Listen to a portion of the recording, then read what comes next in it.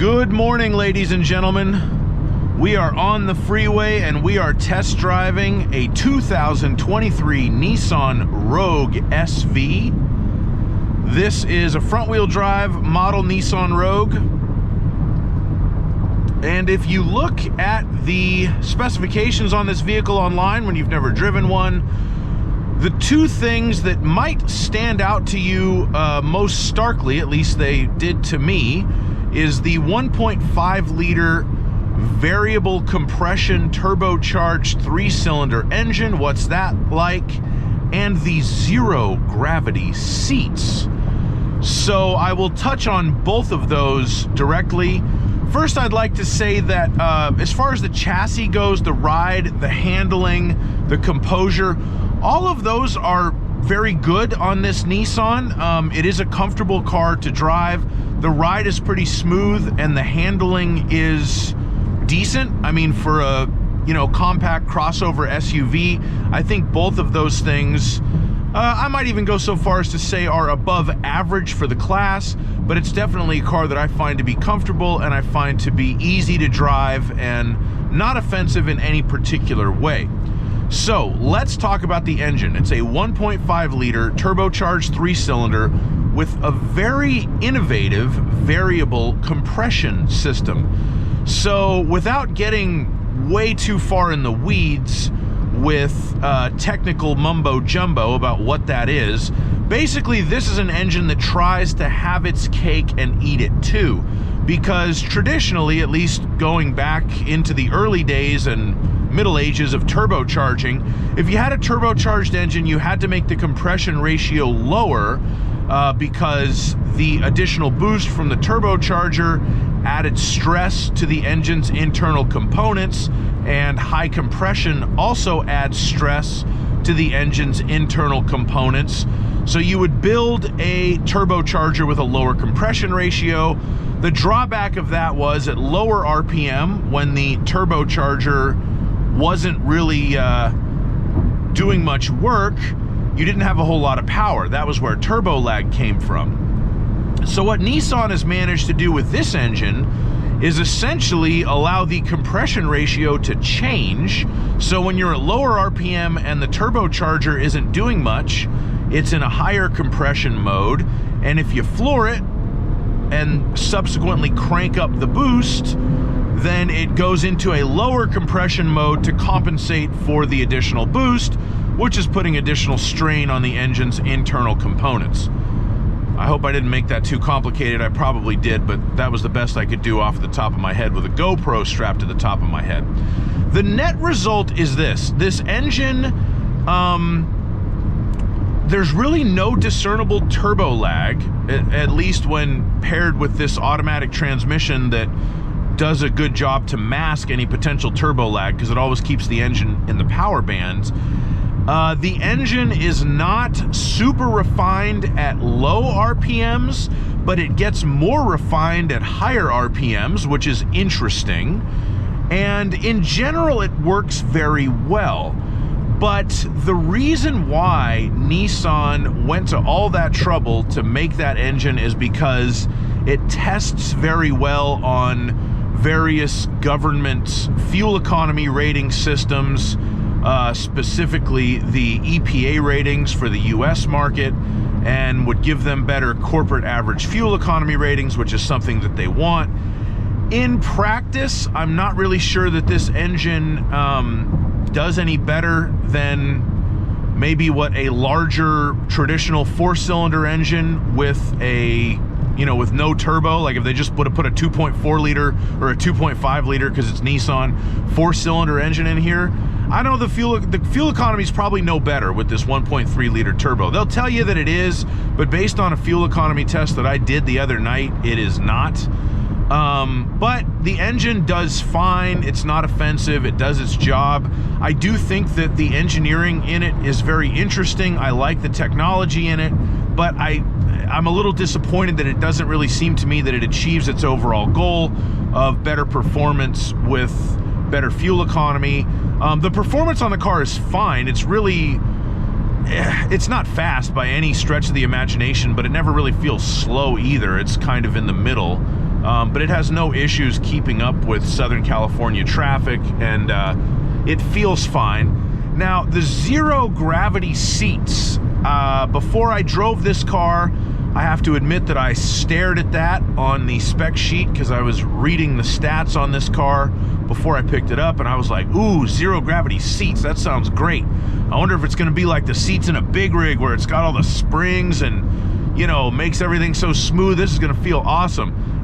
It's kind of just marketing mumbo jumbo. Now, what I will say is that the seats are very comfortable.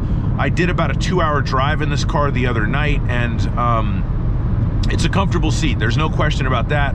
I like the seat very much, but there's nothing that special going on. It's just ergonomically designed. I think Nissan says that there's 14 specific points in there that are meant to, you know, hold your body in a proper way, and I don't know, whatever. They're comfortable seats, but they're nothing that special. If you're expecting to, you know, get in this thing and feel like you're sitting on a cloud, you're gonna be disappointed in that, but you won't be disappointed in the seat long term because it is a very good seat. So I give Nissan credit for coming up with a very comfortable seat, and also credit for coming up with a marketing term that even made a jaded and cynical person like myself excited to try it out. But it's not that special at the end of the day. But with all that being said, this is still a very nice car to drive. It's priced competitively in the market. I wouldn't say that there's really anything that makes it stand out from its competitors in one way or another. Like, it's not significantly better than any of the big players in this category, and this is a hyper competitive category at this point, but there's nothing that makes it worse either. So it's the kind of car where, you know, if you're in the market for one of these compact crossover SUVs, I do think that you should give the Rogue a look. I think that, you know, you should check one out for yourself, take it for a test drive. Maybe it'll work to fit your needs and be a good option for you,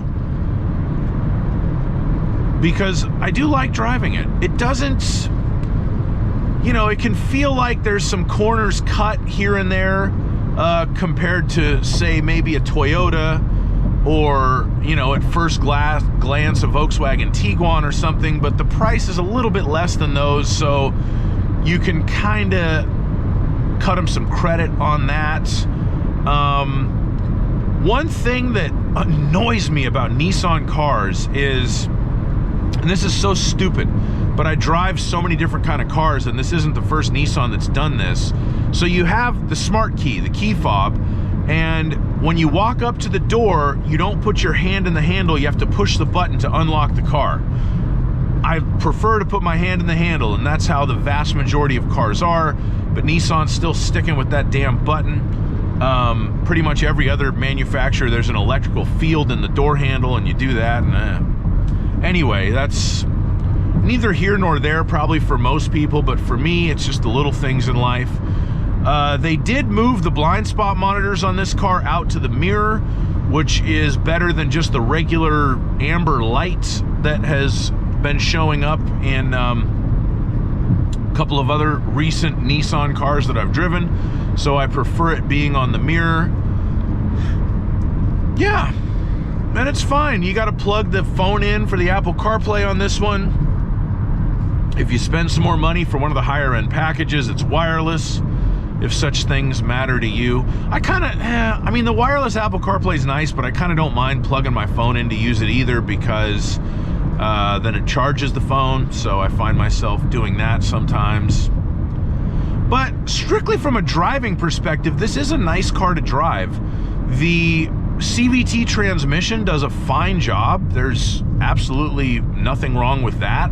I don't mind CVT transmissions. Some people on the internet have some strange, virulent hatred against CVTs that I don't fully understand. If you don't like a CVT, don't buy one, but for most people, they're totally fine. It's smooth, it keeps the engine where it needs to be to make optimal power, and it's good, you know, and this engine does provide good power. I mean, it's, like I said, it's not a hot rod, but it's it's satisfying, and you never feel like you're lacking in power with this engine. I like the ProPilot Assist system. The adaptive cruise is very, very good in this car. I'll make a video explaining how to use that if you have one of these, and you can check that out. But yeah, overall, this is a nice car to drive, and it's a nice car to be in. It's comfortable, and I think that for the most part, it accomplishes its mission well. I mean, this is really kind of in a way, the modern family car. I mean, this is what people buy nowadays instead of mid-size sedans, and you could definitely throw your kids and your stuff in the back of this thing and head out for the day or the weekend or whatever it is, or, you know, do whatever else you're going to do with it. I think Nissan did a fine job with the new Rogue. We're going to take it through the carousel.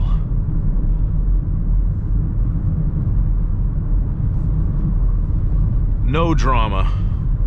Transitioning from the 405 north to the 110 south. Right to the port, fellas. So anyway, that's pretty much all I have to say about my test drive in the 2023 Nissan Rogue SV. I hope you enjoyed the video. If you did, please like it, subscribe to my channel, leave me a comment, and always drive safely. Have a great day. Bye-bye.